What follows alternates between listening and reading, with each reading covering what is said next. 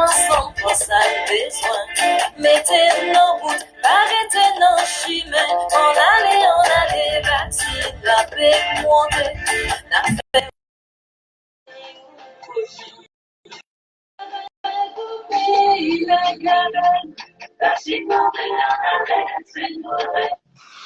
Bonjour à tous, bonjour à toutes. Merci de votre fidélité. Nous nous retrouvons toutes les semaines pour des commentaires sur l'actualité nationale et internationale et pour des points de déconstruction. Aujourd'hui, nous allons parler en matière d'actualité de deux événements qui concernent la filière banane. D'abord, un communiqué publié par le collectif des ouvriers agricoles empoisonnés par les pesticides, avec les réactions qui ont suivi. Et deuxièmement, une mobilisation des planteurs de bananamouth pour appeler au secours sur les difficultés des planteurs de bananes. Donc, nous allons commenter largement ces deux éléments qui sont liés d'ailleurs. Et partie de déconstruction, nous allons poser la question que nous pensons essentielle. Qu'est-ce que l'économie en réalité? Vous verrez qu'il y a un lien direct avec les points qui auraient concerné la filière banane. Alors, commençons par cette question de l'actualité du secteur banane. Le collectif des ouvriers et des ouvrières agricoles empoisonnés par des pesticides a publié un communiqué la semaine dernière dans lequel il montre que l'empoisonnement conscient de la population par les gros planteurs continue. Et ajoute même que les consommateurs, tant en Martinique qu'en France, qui achètent les bananes conditionnées, sont également concernés par cet empoisonnement. Et ils expliquent que dans de nombreuses habitations, notamment du nord et du centre, l'eau qui est utilisée dans les bacs de lavage de la banane, c'est une eau empoisonnée par les pesticides. Et pas seulement, on y retrouve des éléments de matière fécale. Pourquoi? Parce que cette eau-là est puisée dans les rivières, les ravines, ou même des bassins creusés par les grands propriétaires, donc l'eau est stockée là. Nous savons que l'eau des rivières est empoisonnée. Et cette eau-là est envoyée dans les bacs pour pouvoir laver les bananes. Alors, on y ajoute des fongicides, donc de nouveaux pesticides, qui eux aussi ont des effets absolument dramatiques sur la santé des ouvrières qui travaillent principalement dans les bacs. On a noté dans l'enquête du collectif des ouvriers agricoles des problèmes de cécité, des problèmes de cancer, notamment de l'utérus avec l'eau qui coule, des problèmes de polyarthrite qui sont généralisés pour les gens qui travaillent dans les bacs de lavage.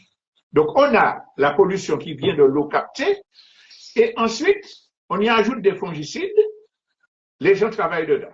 Alors, évidemment, les gens qui sont aspergés par cette eau sont affectés, mais les bananes qui sont lavées avec cette eau-là et qui sont exportées, eh bien, sont susceptibles aussi d'avoir des conséquences. Rappelez-vous que quand on nous dit que pour manger des dachides, il faut éplucher avec 1 centimètre parce que le produit traverse la peau, etc.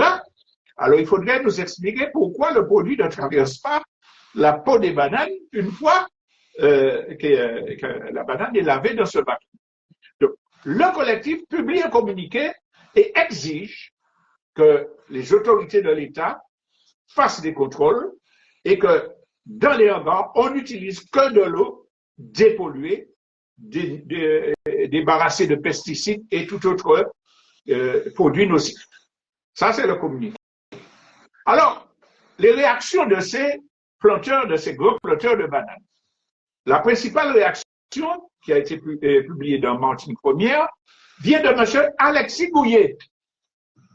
Alors, avant de dire sa réaction, je vous rappelle qui est Alexis Gouillet. C'est le président de bananamouth celui-là même qui venait sur les médias pour dire que personne n'a de maladie liée au chlordécone, que aucun agriculteur avec les larmes aux yeux. Vous croyez qu'un agriculteur martiniquais aurait utilisé ce produit-là s'il savait que c'était dangereux pour la santé? Mais nous l'avons rappelé quand il a fait ses déclarations totalement surréalistes.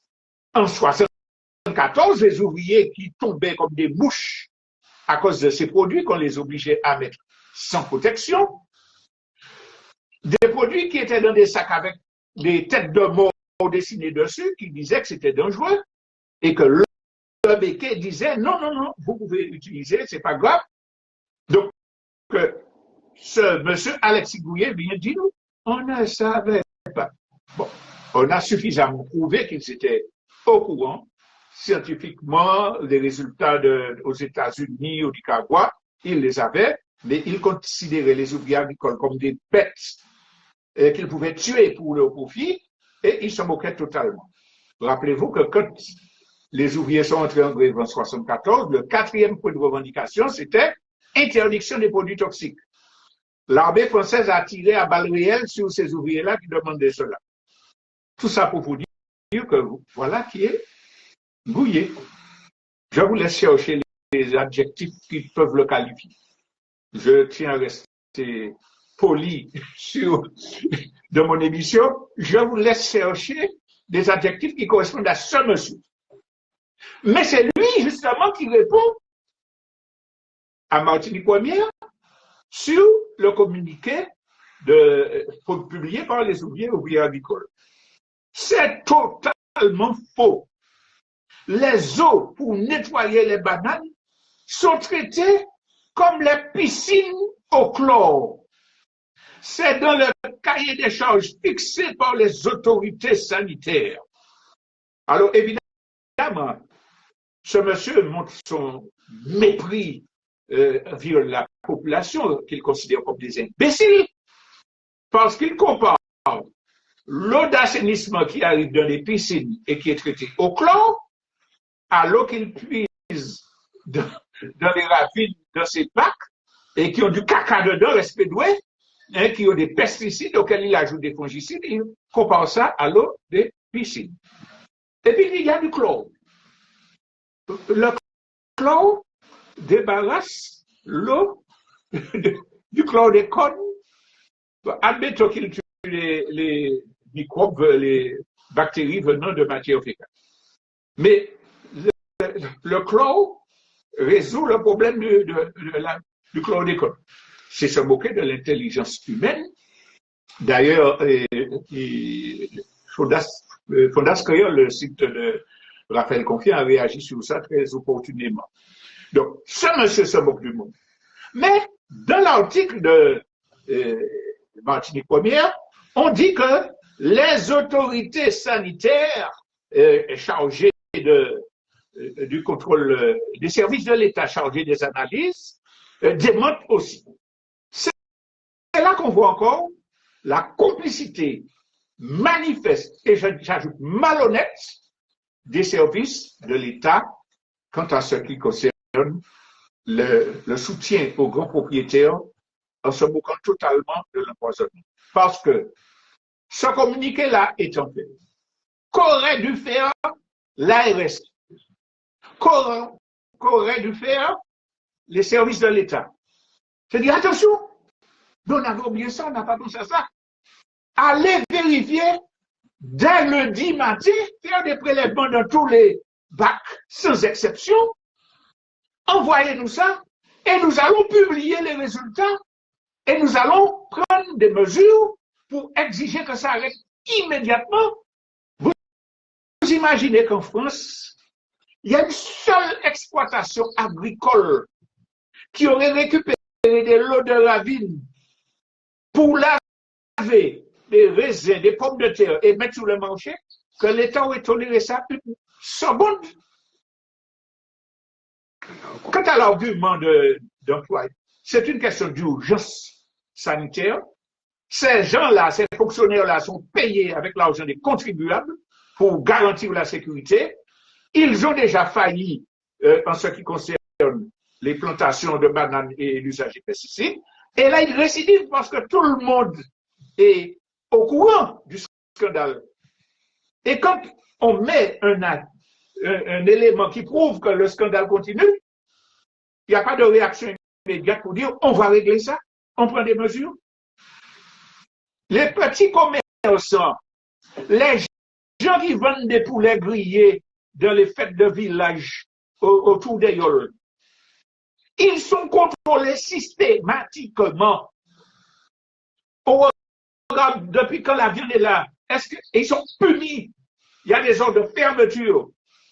Pourquoi, quand il s'agit de grands propriétaires fonciers, les services de l'État contrôlent et qu'on ne réagisse pas comme ça devrait être le cas normalement? On est prêt à embêter tout petit malheureux qui fait une activité de résistance, mais ces gens-là, ils sont intouchables. On parlait de non-lieu de complaisance pour le scandale de chlordécone. Eh bien, nous, là, on a une attitude de complicité honteuse. Et si demain, lundi matin, les services de l'État n'interviennent pas pour dire officiellement, nous avons vérifié les bacs, ce n'est pas vrai, c'est un mensonge, nous poursuivons les auteurs de fake news, on verra que effectivement c'est un choix politique, un choix idéologique, un choix de complicité qui est là. Nous exigeons, avec le collectif des ouvriers agricoles dont nous appuyons les revendications, que cette semaine-là même, des prélèvements soient faits dans tous les hangars, dans tous les bacs de hangars, que des analyses soient faites en urgence, que les résultats soient publiés et que des sanctions soient prises. Nous rappelons qu'il y a certaines coopératives qu'ils ont coulées, qui produisaient des aliments qui étaient lavés avec de l'eau de l'assainissement. Eh bien, ils passaient régulièrement pour voir si l'eau était conforme, si les taux de chlore étaient trop importants, etc. C'était une coopérative de petits planteurs martiniquais. Nous n'allons pas plus loin sur cet aspect de communiquer pour passer à l'autre information qui concerne la mobilisation faite par Alexis Gouillet, dont nous venons de parler, président du Banamart. Et donc, on avait une trentaine d'agriculteurs, essentiellement des grands propriétaires fonciers, et puis quelques agriculteurs martiniquais, volontiers mis en avant pour dire, nous prenons du fer, la filière, il nous faut de l'argent, nous donnons du travail, etc. Alors, ce chantage qui consiste à dire, nous recevons des subventions de l'Union européenne, mais c'est essentiellement pour payer des salaires. Ce n'est pas comme disent les militants et souverainistes, etc., une rente que nous engageons, hein, nous avons 140 millions par année, mais c'est parce que nous sommes gentils et que nous voulons donner des salaires. Vous connaissez les salaires des ouvriers agricoles, vous connaissez les conditions dans lesquelles ils travaillent, et les faiblesses de retraite qu'ils ont au bout du compte. Nous ne croyons pas à l'argument de la philanthropie. Nous allons expliquer tout de suite pourquoi c'est un argument de démagogie, de chantage pour augmenter les revenus des grands planteurs. Mais nous voulons d'abord insister sur l'argument le plus dangereux, pernicieux et qu'il nous faut absolument combattre, c'est le fait que nous, la banane, la famille des planteurs de bananes, regardez, nous avons un petit planteur qui trime, et regardez, il ne peut pas manger, il nous faut avoir plus d'argent. J'attire l'attention de tous les petits planteurs de Martinique, et spécifiquement ceux qui sont impliqués dans la filière banane. Regardez l'histoire. Rappelez-vous que quand les planteurs de bananes ont envahi l'aéroport du Lamentin, qu'ils mettaient les petits planteurs en avant.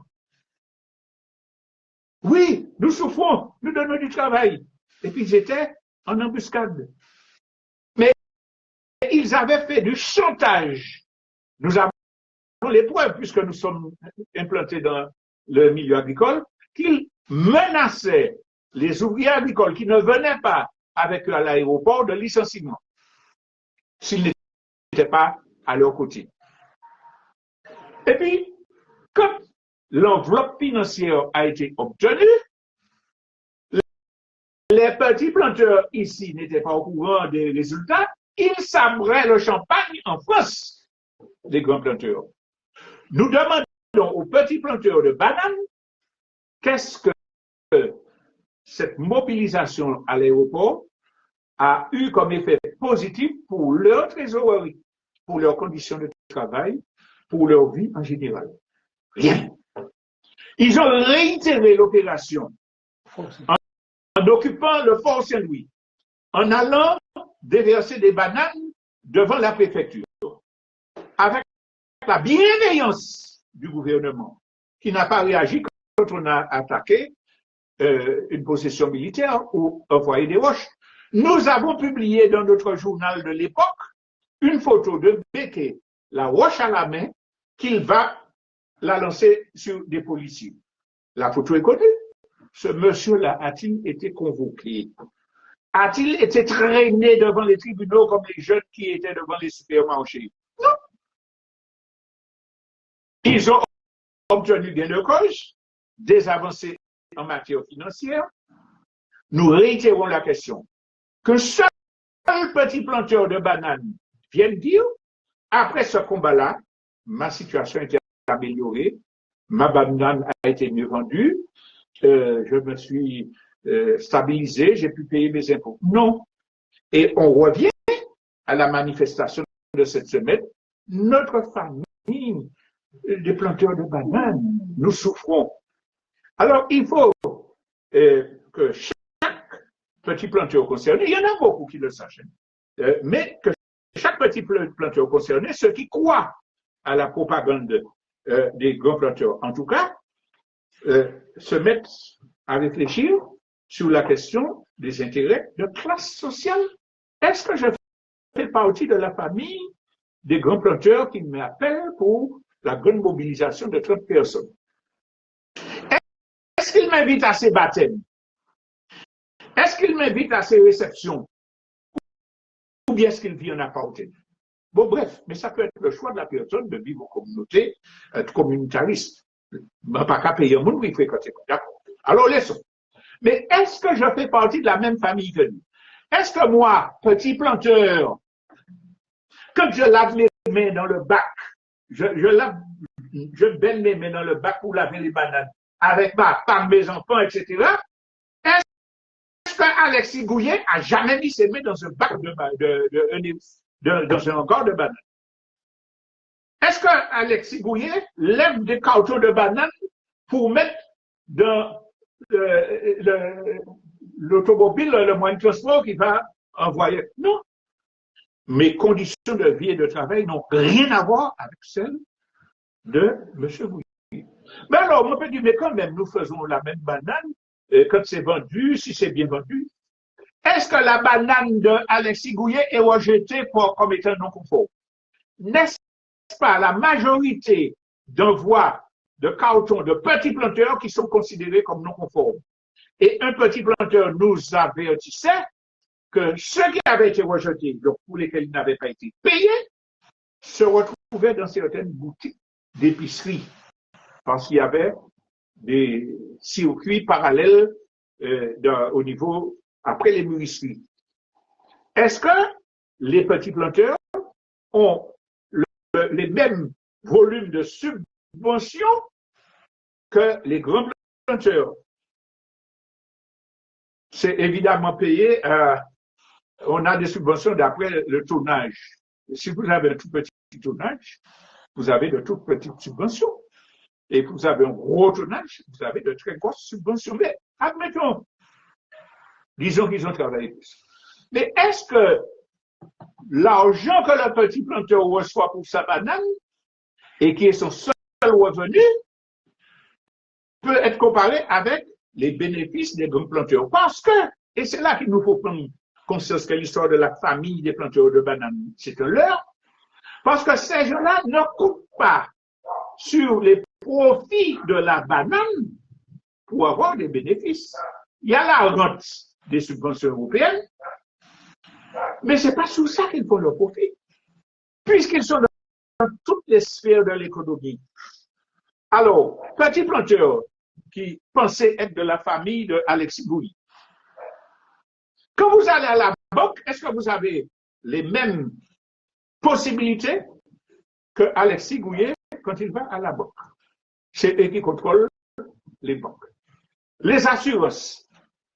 Est-ce que quand vous allez assurer votre voiture, vous avez les mêmes traitements que ceux qui contrôlent les filières d'assurance? Est-ce que quand vous allez acheter votre portable et que vous payez vos abonnements, vous êtes dans la même condition que ceux-là même qui ont des intérêts dans la banane, qui contrôlent les agences de téléphonie? Ça veut dire que les subventions qu'ils ont, c'est un plus, c'est une rente, mais c'est sur la domination économique de classe. Ah, vous êtes allé acheter une voiture chez qui? Qui c'est qui a les capitaux? Chez eux. Tracteur. Vous allez acheter un tracteur chez qui? Une pièce de votre tracteur ou de votre voiture tombe en panne, chez qui vous allez acheter des pièces 5 fois plus chères qu'en France. Vous êtes de la même famille. Cousin Alexis ne vous dit pas, mais non, nous famille, ni pièces là à prix coûteux, non. De sorte que nous sommes grugés par une caste qui contrôle l'économie, qui vous fait croire, qui nous fait croire que nous sommes tous créoles, nous sommes tous de la même famille, mais qui vous suce, qui vous pille, qui vous écrase, qui vous licencie dans ces entreprises si vous n'acceptez pas de bas salaire. Votre petit garçon qui a fait des études pour lesquelles vous avez fait des sacrifices, un diplôme, l'ami, le cousin Alexis ne l'embauche pas. Il fait un zouave de bon venir avec villa, maison, etc. Nous sommes de la même famille? Non, nous ne sommes pas de la même famille et il nous faut comprendre que nous n'avons pas les mêmes intérêts économiques. Nous ne devons pas nous mobiliser dans les mêmes espaces et pour les mêmes revendications. Alors, l'autre intérêt de cette prise de conscience, c'est de voir que nous disons, nous avons choisi de travailler dans la filière banane. Parce que c'est ce qu'on nous a offert sur la place. Et qu'on nous a fait croire que nous pourrions vivre de ça. Mais la monoculture de la banane, est-ce que ça me concerne personnellement? Est-ce que ça garantit le développement de mon pays, de ma famille, de mes enfants? Oui ou non? Non. La monoculture coloniale est là pour servir exclusivement les intérêts du pouvoir colonial et de la caste, avec les conséquences de poisonnement généralisé que nous connaissons, avec les conséquences sur l'économie mondiale, à savoir changement climatique, accélération des catastrophes. Les cyclones viennent et puis quand ils ravagent, je ne pas arrivé à Syrie, ou bien même pas à Syrie. Mais qu'après fait, la caste n'a pas les mêmes possibilités. Même si, admettons, un tremblement de terre majeur s'écrase, il n'y a qu'à Miami, il n'y a qu'à Côte d'Ivoire, il n'y a qu'à tout partout.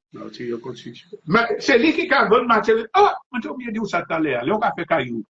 On a même qui nous a acheté ciment et tout là, bien cher. Chez le cousin d'Alexis. Chez le cousin d'Alexis ou chez Alexis lui-même. Mais, supposez, tremblement d'intervenir, croisé, pour y construire Kaila, une matériel de construction, il n'y a tout ça, mais où tu n'es pas assuré. Ou bien là, il y a une petite clause qui dit, non, comme c'est pas l'État n'a pas reconnu comme catastrophe naturelle, etc. Donc, le mode de développement de monoculture, le mode de domination de toutes les sphères de l'économie par cette même caste qui n'est pas de notre famille, qui n'a pas les mêmes intérêts que nous, ne peut pas satisfaire un petit planteur qui trime. Et rappelez-vous bien que l'objectif de ces grands propriétaires de la casse, c'est d'empêcher que tout petit nègre avance. Je ne reviens pas sur l'affaire Philippe Jean-François. Bon. Mais qui c'est qui faisait la banane avant? C'était les petits planteurs exclusivement, hein, en famille. Puis là, il a commencé à faire l'argent, il a casé tout ça. Puis il pris. Il a démarré, commencé à vendre coco, bodachimé. Il était allé acheter un pied coco, tout le monde en puis vini vendre. Actuellement, coco vini dans le c'est là qu'on plante plantation coco. Il y a un service qui a importé de l'oroco en bouteille de la Caraïbe,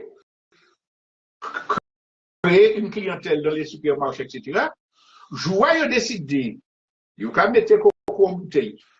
La préfecture a sorti un arrêté pour dire normes sanitaires ou pas ni doit vendre coco bolari, puisque c'est eux qui commandent. Et puis nous avons acheté coco, on en met les grands propriétaires. C'est comme ça que ça marche. On parle de diversification, petits planteurs. On parle de diversification. Ils ont déjà commencé à s'en parler. Premièrement, il y a une offensive pour casser les coopératives, comme la Socopa, qui était un fleuron au service des petits planteurs. Ils ont cassé. Ils ont saboté les coopératives d'élevage avec la complicité de certains politiciens irresponsables ou inconscients.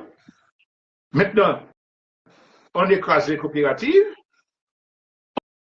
on prépare la diversification, on est dans la mode bio, on a des organismes de diététique partout, et puis, allez venir là, je dis à faire dicter pour l'autre entreprise là, venir poursuivre vous parce que ça fait partie de la pharmacopée française, concurrence déloyale à ma grande entreprise, etc.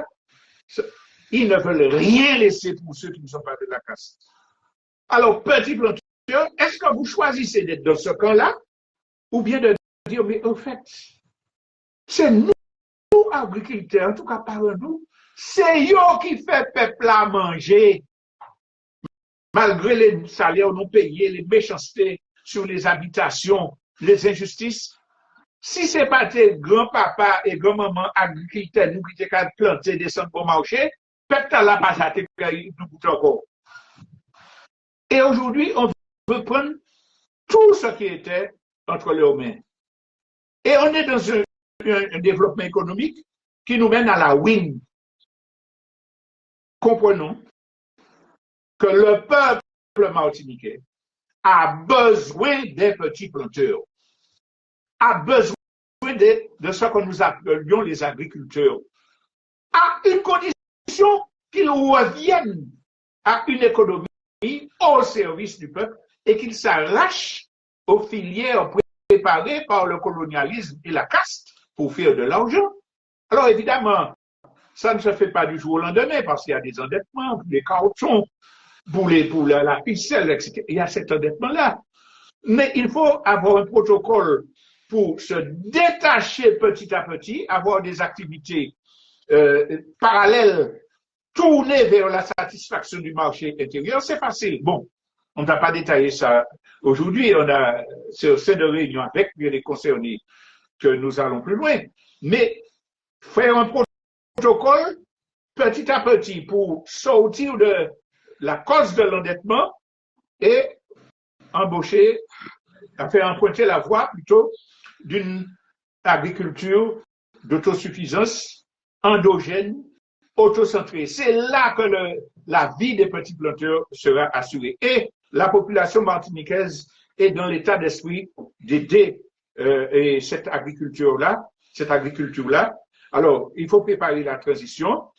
Et alors, il y aura toujours quelques petits planteurs qui, malheureusement, sont tellement prisonniers de la propagande. Oui, je suis un possédeur, je ne suis pas un ouvrier. La banane, c'est la presse qui nous donne. Il y en a quelques-uns qui continueront à supporter la stratégie des grands planteurs assassins de l'économie martiniquaise. Mais la majeure partie sait que le Capon, en fait, c'est pas là. Mon quatrième trop pour mon pas des résultats. Il faut qu'on s'organise et qu'ensemble, on développe une alternative au secteur de l'agriculture, au milieu de l'agriculture. Donc voilà ce que je voulais dire concernant ces deux questions fondamentales et nous allons peut-être respirer musicalement avant de passer à la partie déconstruction.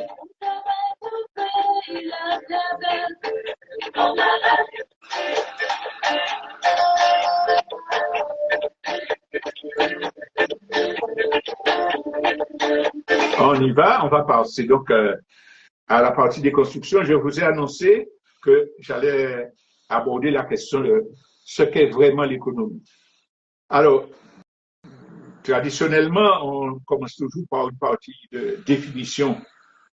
Dans l'esprit, quand on parle d'économie, on parle des activités commerciales, vente, industrie, etc. Et puis, il y a la notion d'économie comme une science. Hein? Il y a la faculté d'économie, nous avons des diplômés d'économie, des gens qui étudient l'économie. Donc, dans cette notion-là, on assimile l'économie à une science. On va étudier comment fonctionne l'économie et en fonction de ça, on aura des pratiques qui pourront être développées. Donc, c'est vécu comme une science. Mais j'attire votre attention quand même sur une particularité. On dit la science économique, mais pour beaucoup d'autres sciences, la plupart d'ailleurs, on associe un suffixe, le dernier syllabe, qui signifie science, étude de, à l'objet de la science. Par exemple, biologie, étude de la vie, physiologie, sociologie, bref. Là, c'est clair. Donc, on a une science. Et quand on dit science, ça veut dire qu'on a des gens qui vont réfléchir sur toute une réalité, qui vont approfondir et qui vont tirer des droits scientifiques, qui vont guider les décisions à prendre. Par exemple, en médecine, on va parler épidémiologie, on va étudier les épidémies, on va dire, bon, le microbe cause ceci, pour qu'il n'y ait pas de maladie, il faut dire ça, etc. On parle d'économie, mais ce n'est pas une science. L'économie qu'on étudie à faculté, sur laquelle les journalistes, les économistes interviennent pour dire du point de vue économique, nous devons faire ça, ce n'est pas une science. Parce que si on avait une véritable science de l'économie, les chercheurs auraient étudié, par exemple, l'impact du travail qui n'est pas reconnu par les institutions, ce qu'ils appellent l'économie informelle, etc. Par exemple, on parle d'économie au noir, de travail non déclaré, on ne touche pas d'impôts. Une économie scientifique étudierait la gestion des économies informelles, le rôle dans la société, les moyens d'en tirer profit pour l'ensemble de la société. C'est ça, un scientifique qui étudie l'économie. C'est une réalité. On ne va pas donner un jugement moral ou juridique. On l'étudie pour voir pourquoi ça peut être intéressant pour le développement humain ou pas. On va étudier également les activités domestiques. Parce qu'on parle d'économie quand il y a salaire, mais on n'intègre pas dans l'étude de l'économie le travail ménager des femmes. Vous avez vu qu'il y a un mouvement qui, ces jours-ci d'ailleurs, qui dit depuis telle date, les femmes travaillent pour rien, parce qu'elles sont sous-payées. Mais il y a aussi des gens qui exigent qu'on évalue économiquement, en termes d'apport à la société, le travail domestique des femmes au foyer. C'est pas conçu comme bon, c'est normal, c'est la nature, et puis on lui donne une petite allocation. Donc, si on parle d'économie scientifique, on devrait étudier ça. On devrait étudier la place du troc dans les relations internationales. Il y a un exemple que je cite souvent, quand on parle de l'économie de la banane. Tout à l'heure, on a parlé de filière banane.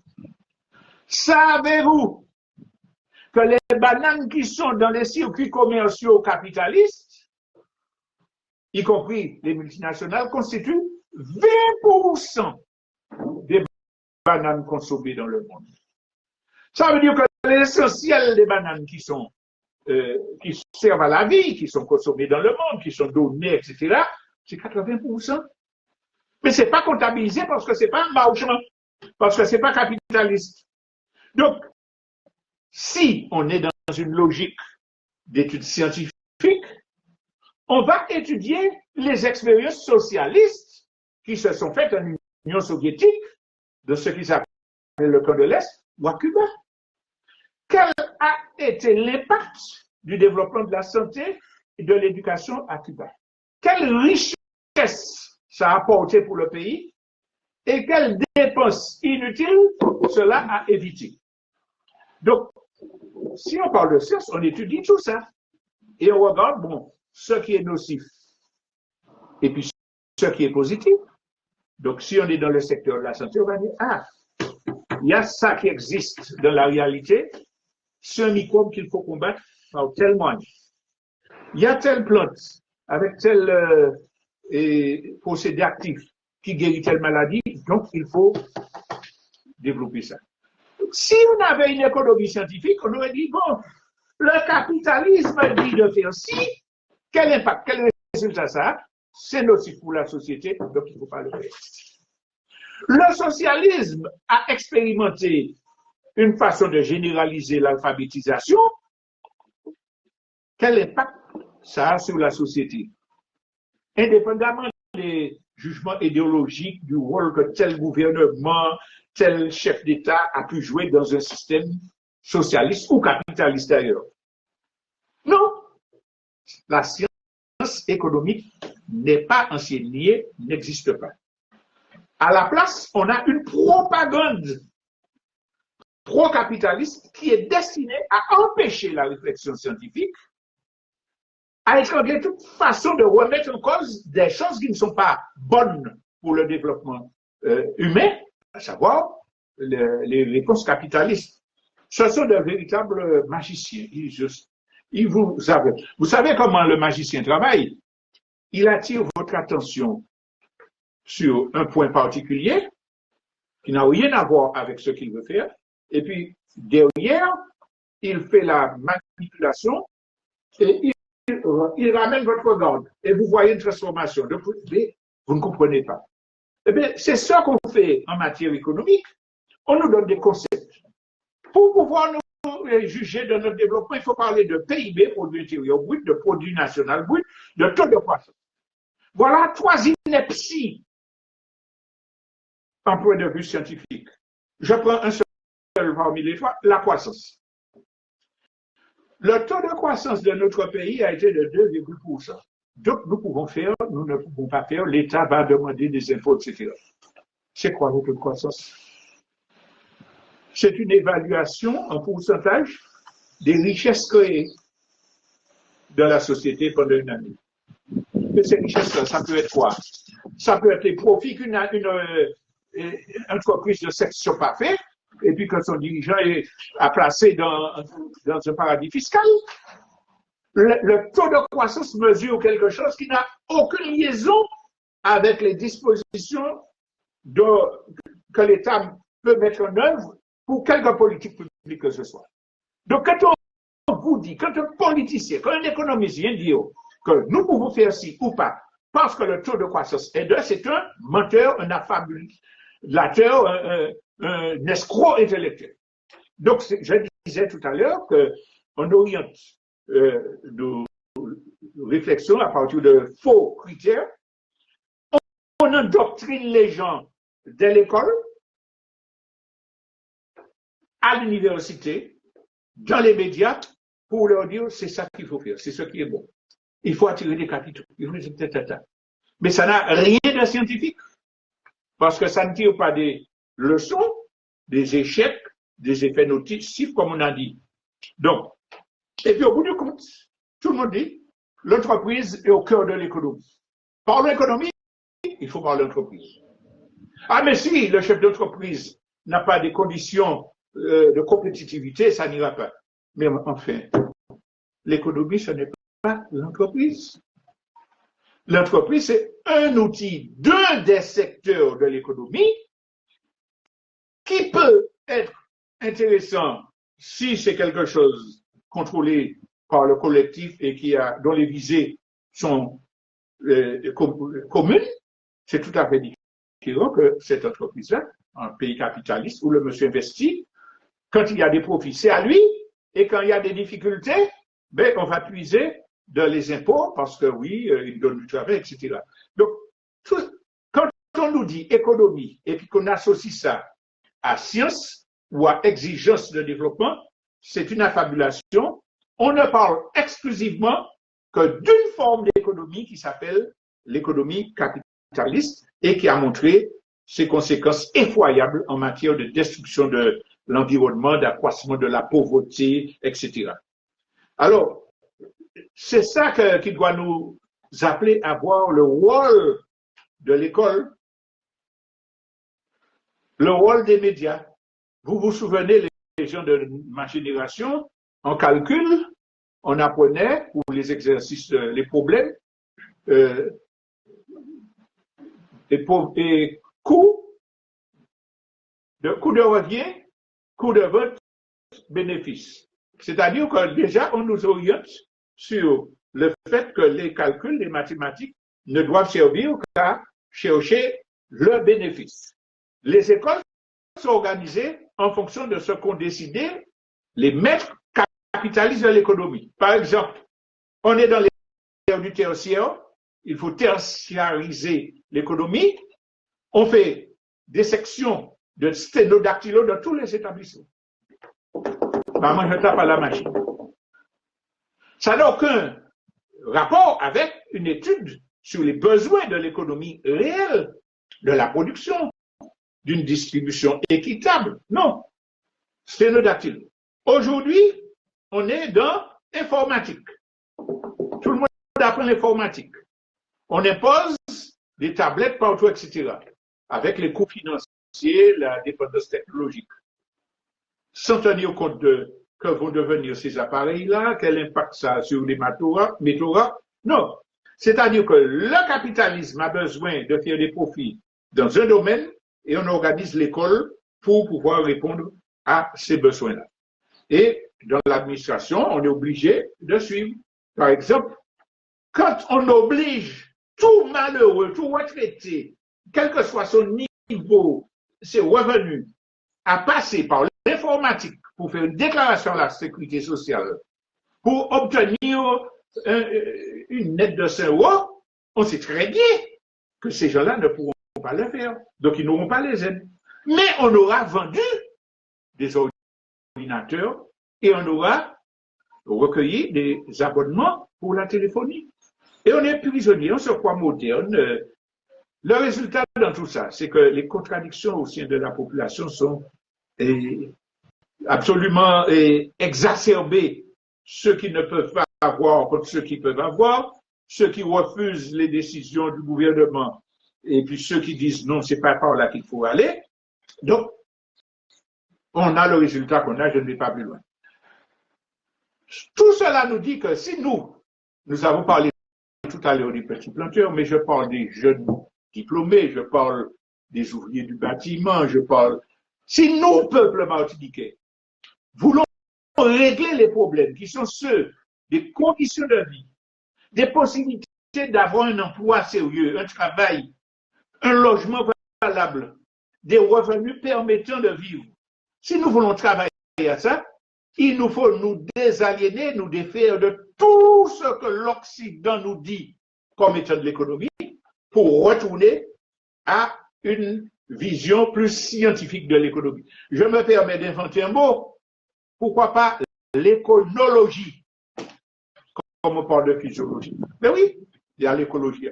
L'éconologie, étude scientifique de l'économie, là qui va nous faire voir toutes les facettes de la question, toutes les conséquences des différentes activités qui sont faites. Et évidemment, il faut partir d'une définition qui est différente. Qu'est-ce que nous devrions appeler économie? Qui soit la base de l'étude de cette science éconologique.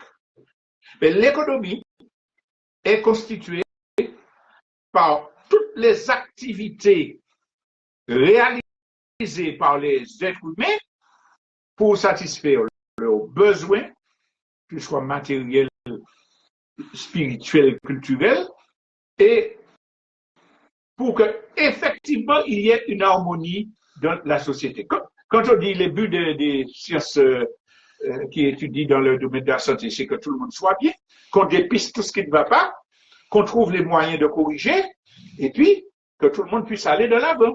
Alors, nous devrions nous appuyer sur une définition d'une science économique avec le principe que nous observons les activités de la vraie réalité, de la vraie vie, et pour rechercher ce qui est nocif et ce qui nous fait avancer de l'avant. Les activités visant à produire et distribuer les biens et les services nécessaires à la satisfaction des besoins des populations. Alors, dans les besoins, il y a des besoins essentiels, des besoins secondaires, il y a des besoins créés de toutes pièces ou pervertir. Donc, la science économique devrait dire quels sont les besoins prioritaires essentiels qui doivent être mis en avant pour pouvoir organiser la société et prendre des dispositions.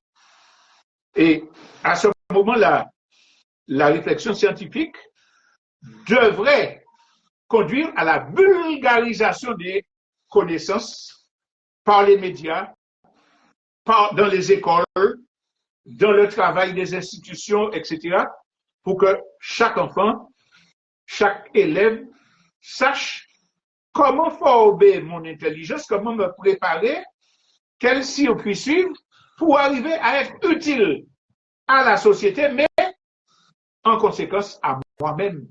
Parce que si la société va mal, on ne peut pas vivre bien. Vous voyez toutes les violences qu'il a déstructurées actuellement. Donc, partant de cette définition, nous étudions toute la réalité, la vraie réalité. Nous faisons des recherches pour dire quels sont les besoins salutaires, quels sont ceux qui sont nocifs. Et évidemment, quand on a une science, on a des résultats. Il reste à mettre en pratique. Il y a des gens, même quand ils ont des connaissances scientifiques, ils font du mal. Prenez les connaissances sur le nucléaire. Bon, ça a servi aux Américains à lâcher 2 bombes sur Hiroshima et Nagasaki, a tué des centaines de milliers de gens sans que personne ne s'en émeut. Mais le nucléaire sert aussi à faire des radios qui permettent les opérations, etc. Donc, une fois qu'on a compris la science, se pose la question du choix de classe, du choix idéologique, des objectifs d'épanouissement qu'on se donne ou qu'on refuse de se donner en privilégiant ses seuls intérêts. Vous avez connu cet adage de l'époque, science sans conscience n'est que ruine de l'âme, que nous pouvons reprendre à notre compte. Alors, il nous faut, chaque Martiniquais, chaque Martiniquaise, revenir à une vision globale et solidaire de l'économie, de la réalité. Il nous faut abandonner l'objectif de faire du profit à tout prix. Même si je sais que ça va couler des voisins, que ça va mettre des difficultés, je veux faire du profit. Je veux réussir individuellement, même si j'écrase ceux qui sont autour de nous. L'histoire d'auto-entreprise qu'on met à la mode, c'est un contre-exemple qu'on doit signaler. Pourquoi ne pas concevoir des coopératives, des associations de quartier qui organisent le mieux vivre en matière de consommation, de covoiturage, de tout, pour réduire les difficultés. Donc, il nous faut avoir une vision globale et solidaire. Les collectivités qui racontent partout que pour développer la Martinique, il faut attirer des investisseurs. Il nous faut combattre ces thèses-là. Un investisseur capitaliste ne vient que pour faire de l'argent, quoi qu'il en coûte. Et quand il ne fait pas assez d'argent, il se tire. Et puis il vous laisse avec le problème. Les gens qui prennent l'argent de nos impôts des collectivités pour préparer la venue d'investisseurs. Ah, faut que nous prenions l'argent là, c'était pour faire l'extension de la 5G jusqu'à de Gorivière à Sainte-Anne. L'argent est là, pas pour aller empocher là, parce que quand ils ont payé, quand ils ont installé les agences de téléphonie, ils ne donnent pas une pistache au peuple martiniquais, ils volent le peuple martiniquais. Cet argent-là, qui est très important, devrait être principalement attribué à construire l'autosuffisance alimentaire, protéger l'environnement des inondations, des glissements de terrain, etc., etc. Éduquer les gens dans l'esprit d'aimer leur pays, non pas donner 600 000 francs, 600 000 euros à des gens de l'autre bord pour venir faire un film tropique criminel, mais donner 600 000 euros à toutes les associations qui veulent faire des clips, qui veulent faire des documentaires sur la vie de leur quartier, sur les moyens de s'amuser sainement, etc. Donc, il faut désaliéner déjà l'élite pour que nous puissions emprunter les voies de vrai développement. Et nous faisons un appel aux étudiants. Oui, il faut préparer vos examens, étudier tout ce qui est dans leurs livres, mais comme l'un des aspects, mais étudier aussi, aller au-delà, les autres formes d'économie, l'économie populaire, l'économie informelle, les expériences des communautés de par le monde, c'est ça qui va vous faire être efficace pour votre pays. Alors, les étudiants, les acteurs économiques, on a dit avec les petits plotteurs, choisir des activités qui ont un impact réel, qui vous coupent de la dépendance des produits importés ou des institutions liées au pouvoir colonial. Les économistes, nous devons travailler avec l'esprit martiniquais, l'esprit, pas seulement martiniquais, l'esprit populaire, anticapitaliste, pour trouver des choses. Je tiens à dire, par exemple, un exemple, quelque chose qui me revient. Il y a un Indien qui avait reçu le prix Nobel d'économie, Amartya Sen, il s'appelait. Il a eu le prix de Nobel d'économie et est revenu en Inde. Et après, à partir de ça, il est allé dans des villages pour étudier l'économie populaire, ce que j'incite à faire. Il a déclaré, je ne connaissais rien. C'est à partir de maintenant que je comprends ce que c'est que l'économie. Prix Nobel d'économie. Ce qui rejoint tout ce que nous avons dit, c'est que nous devons vraiment faire une révolution mentale, nous débarrasser des faux critères, des fausses certitudes qui nous ont données, et pour nous engager dans un véritable développement. Alors, évidemment, nous sommes dans une réalité où le système existe. Il ne s'agit pas pour nous de dire à des jeunes entrepreneurs, à nos jeunes diplômés, qui sont capables de ne pas chercher à vendre à l'extérieur. Cette semaine, nous avons vu sur les médias officiels des jeunes Martiniquais qui font des jeux vidéo, qui ont une résonance internationale. Pourquoi pas? Oui, nous sommes dans le système. Si nous arrivons à faire des produits que nous pouvons vendre, on ne va pas cracher dessus, c'est de l'argent qui va rentrer. Mais il faut qu'en le faisant, on sache que c'est l'un des éléments, mais que l'essentiel, je dois y contribuer. Ça veut dire que si j'ai des profits, que je puisse les investir dans ce qui doit être l'économie principale et réelle. Donc, il ne s'agit pas de ne pas oser aller à l'extérieur, mais de le faire en sachant que ça doit nous retomber. Par exemple, Kassav a fait une musique qui s'est emparée du monde. Ben, c'est ici que c'est né. L'argent peut revenir massivement ici. Et ça l'est par certains biais, encore que les circuits de production sont contrôlés, etc. Donc, il ne s'agit pas de dire non, abandonnez vos diplômes, n'étudiez pas à l'université, ne prenez pas d'initiative individuelle. Il s'agit de dire intégrer ça dans une dynamique globale de développement de notre peuple, parce que l'ensemble du monde aujourd'hui est en train de remettre en cause le système capitaliste, le système impérialiste, et que des expériences comme ça sont faites partout. Il faut les faire converger pour construire un système alternatif. Nous devons construire les bases d'une économie endogène, autocentrée et solidaire. Évidemment, je veux finir en disant une dernière chose. C'est la liaison de ce travail-là que nous appelons de nos voeux et la question politique et la question statutaire. Il y a des malhonnêtes intellectuels qui se succèdent dans les médias pour dire détachons la question du développement économique du développement institutionnel. La priorité, c'est de développer l'économie. Et puis après, on pourra parler de développement institutionnel. Ces malhonnêtes-là savent très bien qu'il n'y aura jamais de développement économique dans l'intérêt des Martiniquais tant que nous sommes une colonie, que c'est le pouvoir français qui décide des normes, des lois, qui décide d'envoyer nos jeunes dans des établissements de Paris et puis de voter une loi à l'Assemblée pour dire il nous faut donner de l'argent aux Français qui veulent s'installer en Martinique, aux Français blancs qui veulent s'installer en Martinique, trouver des emplois pour leurs conjoints et conjointes.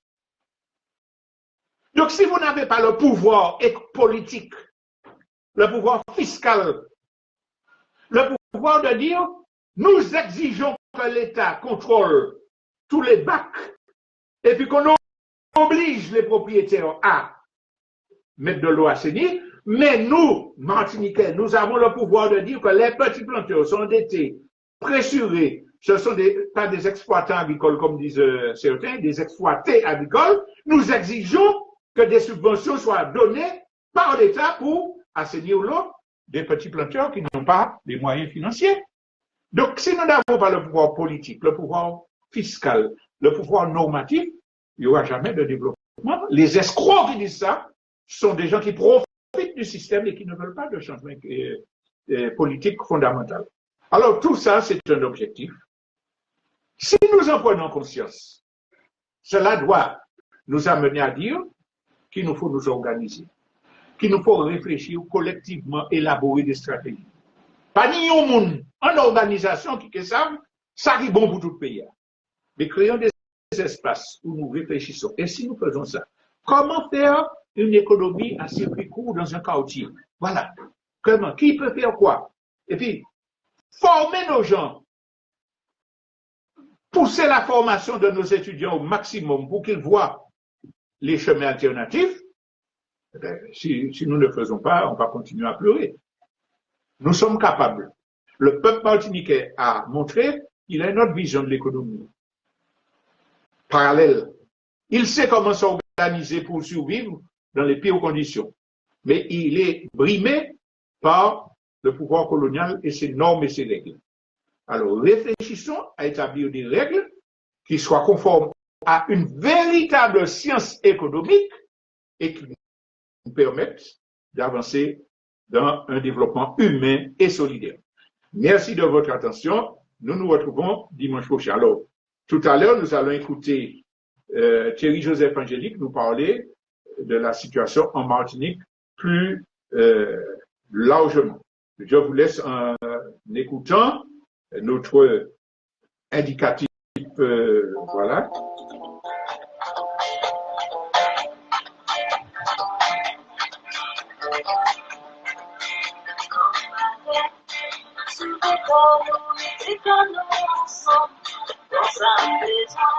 Mettez dans